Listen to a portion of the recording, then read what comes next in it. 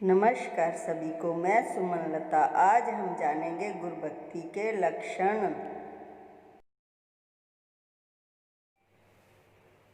धरती अंबर जाएंगे, बिनसेंगे कैलाश, एक मेक हो जाएंगे, तब कहाँ रहेंगे दास। एक मेक हो जाएंगे, तब कहाँ रहेंगे दास।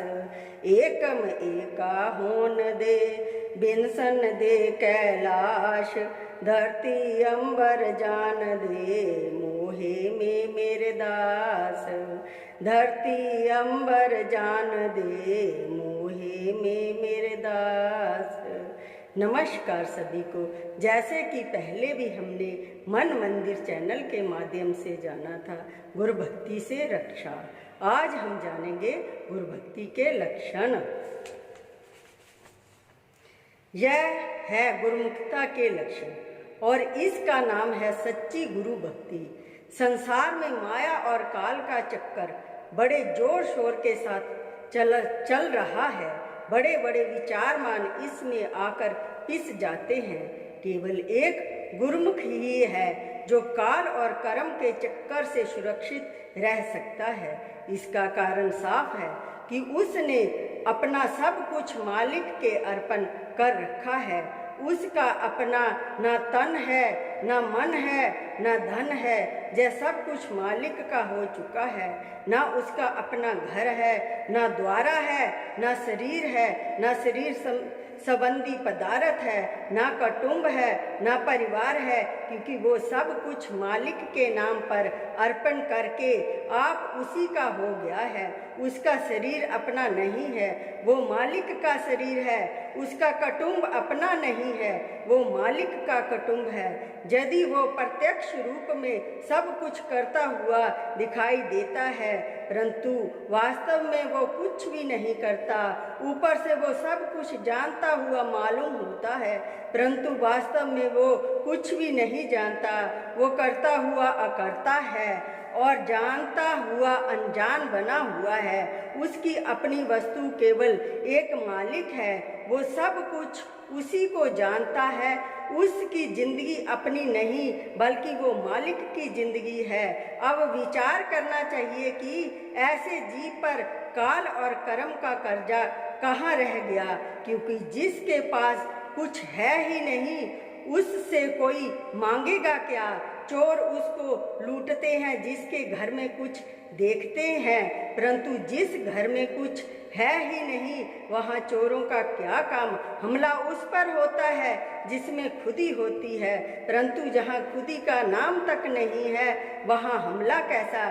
बकरे ने मैं की तो वो मारा गया।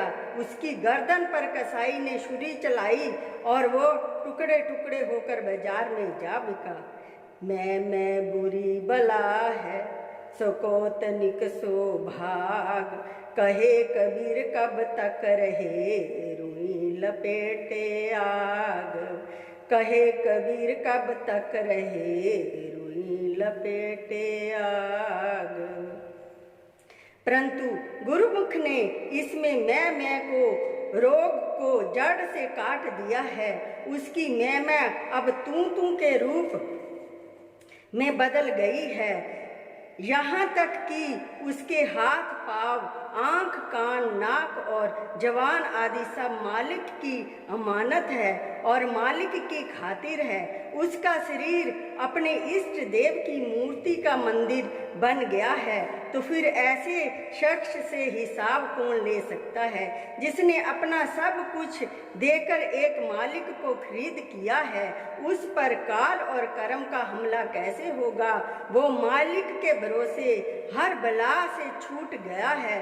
उसका जीवन सुधर गया है और वो अपने साथ अनेक जीवों को सुधारने वाला बन गया है। जैसा कि ऊपर लिखा कथा में सिद्ध हुआ है, जो सच्चा गुरुमुख है उसका जीवन बड़ा अनमोल होता है, क्योंकि वो इस संसार समंदर से केवल आप ही नहीं तैरता, बल्कि उसके द्वारा लाखों जीव भवसागर के दुखों से छूट जाते हैं। संसारी गुरुमुख की महिमा को नहीं समझते और ना ही समझने की बुद्धि रखते हैं। गुरुमुख की हस्ती कोई मामूली हस्ती नहीं है, उसकी महिमा अति कठिन है। जिसने अपने जीवन को निष्काम जीवन नहीं बनाया, वो क्या जाने कि निष्काम जीवन से क्या किस प्रकार बेअंत जीवों को लाभ पहुंच सकता है।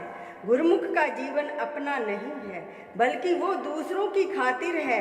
ऐसे निष्काम और सुधरे हुए जीवन से अनेक जीव सुधर सकते हैं और उस शरीर से परमार्थ की आप से आप वृद्धि होती है। सत्संग के अंग के अंदर भी यह वर्णन हुआ है कि जो मनुष्य जैसे विचार रखता है, उसकी दसों दिशा की सृष्टि सब भी उसके विचारों का प्रभाव पड़ता है। यदि वो बुरा है तो उसके निकट रहने वालों पर उसकी बुराई का असर पड़ेगा। यदि भला है तो उसके आसपास के लोगों को उसकी भलाई का हिस्सा मिलेगा। यह कुदरती नियम है। लोग कहा करते हैं कि आप भला तो जग भला, यदि आप बुरा तो जग बुरा। सूरज रोशनी का भंडार है। जिस वक्त वो अपनी संपूर्ण रोशनी के साथ चमक उठता है तो उसके प्रकाश से सब संसार आप से आप प्रकाशमान हो जाता है। गुरुमुख की मिसाल भी संसार में इसी प्रकार की बन जाती है। वो केवल अपना काम ही नहीं बना लेता, बल्कि उसके जीवन के द्वारा और भी बेअंत जीव बच कर किनारे लग जाते हैं। डूबत रहवब सिंधु में लोभ मोह की धार, दरिया गुरु तैरू मिला कर दिया पहले पार। दरिया गुरु तैरू मिला कर दिया पहले पार। जन दरिया सतगुर मिला कोई पूज ले ए पुण्य। जड़ पलट चेतन किया आन मलाया सुन। जड़ पलट चेतन किया आन मलाया सुन। दरिया गुर कृपा करी शब्द लगाया एक। लागत ही चेतन बयान नेत्र खुला अनेक। लागत ही चेतन बयान नेत्र खुला अनेक। गुरु आए घन गरज कर अंतर कृपा उपाय। तपता से शीतल किया सोता लिया जगाए। तपता से शीतल किया सोता लिया जगाए। गुरु आए गण गरज कर शब्द किया प्रकाश। बीज पड़ा था भूमि में भई फूल फल आस। जीव पड़ा था भूमि में भई फूल फल आस। जय दरिया की विनती तुमसे ती महाराज। तुम विरगी में कीट हूँ मेरी तुमको लाज। तुम भिरगी मैं कीट हूँ मेरी तुमको लाज। सतगुर सा दाता नहीं नाम सरीखा देव। शिष सुमरन साचा करे हो जाए अलख वेव। शिष सुमरन साचा करे हो जाए अलख वेव। भव जल बहता जात था संशय मोह की बाढ़। दरिया मोहे गुरु कृपा कर पकड़ बलिया काढ़। दरिया मोहे गुरु कृपा कर पकड़ बलिया काढ़। गुरु की भक्ति सबसे उत्तम है। इसके बिना सेवक का काम नहीं बनता। शास्त्रों में हर जगह अनन्य भक्ति की महिमा पर जोर दिया गया है। दुनिया भूली हुई है जो जगह जगह पर हाथ पांव मारती रहती है। जिस प्रकार पत्तों को सींचने से हाथ पल्ले कुछ नहीं पड़ता, इसी प्रकार जगह जगह पर फिरने से भी कुछ हाथ नहीं आता। पात पात को सींचते पेड़ को दिया सुखाए, माली सींचे मूल को ऋतु आए फल खाए। माली सींचे मूल को ऋतु आए फल खाए। अनन्या भक्ति के अर्थ है एक की भक्ति, और वो एक की भक्ति गुरु ही की भक्ति हो सकती है, क्योंकि मनमती भक्ति से जय जीव कभी ठोर ठिकाने नहीं लग सकता। मन का तो स्वभाव है कि वो कभी भी एक जगह पर ठहरा नहीं करता, सदा बंदर के समान कभी कहीं और कभी कहीं उछलता कूदता हुआ अनेक संबंध अपने आसपास बनाए रखता है। इन संबंधों से छूटने के लिए अकेली तदबीर यह है कि गुरु के रूप से संबंध उत्पन्न किया जाए। उसी एक के रिश्ते से बाकी संपूर्ण रिश्ते आप से आप कट जाएंगे, कल्पनाएं दूर होंगी और जीव अपने ठिकाने लगेगा। बेसमाई की भक्ति भी किसी काम की नहीं होती, क्योंकि जहाँ एक को उपासक हो और हजारों उसके इष्ट हो, तो वो बेचारा किस किस की पूजा करे और किस किस के साथ प्रेम करे।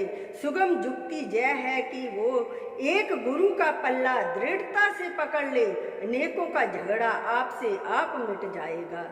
संसार में हर मनुष्य सुख और शांति को चाहता है। हर एक की यही इच्छा है कि उसका मन एकाग्र हो और वो एक ही अवस्था पर पहुंचकर सच्ची खुशी और आनंद को प्राप्त करे। परंतु यह एकता जब होगी जब वो एक का बनेगा। एक का बनने से एकता आएगी और बहुतों का बनने से वृत्ति बिखरी रहेगी और सुख का साधन नहीं मिलेगा। जो मनुष्य बहुतों का बनता है वो वास्तव में एक का भी नहीं बनता, और जो एक का बन जाता है उसमें बहुतों का प्रश्न आपसे आप पूर्ण हो जाता है। सब आए उस एक में डाल पात फल फूल, अब कहो पीछे क्या रहा गही पकड़ा जब मूल।